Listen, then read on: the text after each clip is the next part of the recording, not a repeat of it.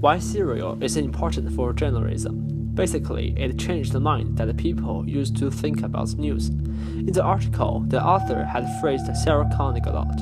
He said, "She breaks new ground because she makes journalism more transparent, and in my view, adds tremendous credibility to our field."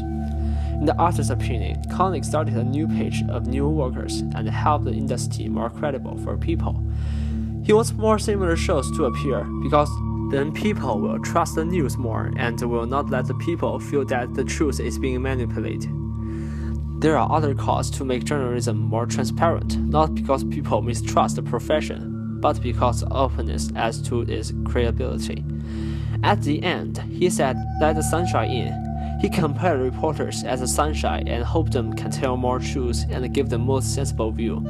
But what should we do if the reporters cover the wrong truth?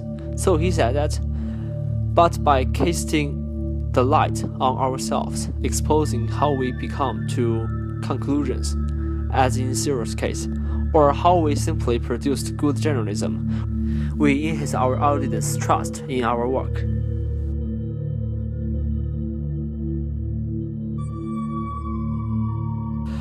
I agree with the author's view, not only because he has the same view of mine, but also, as a news worker, he is exactly a thinker for citizens.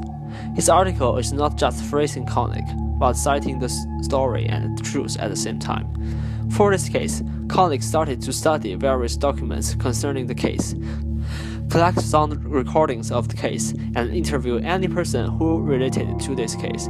Basically, serial has the properties of radio drama as well as news survey column, which belongs to a rare type of radio program that perfectly combines reality with narration. But in my view, serial is also an extremely cruel podcast. Adnan had to talk with Sarah by payphone about what happened 15 years ago, twice a week. That's the surfing of Adnan. Let's imagine if he is not the murderer, does that mean the 15 years in the prison is a waste of his youth?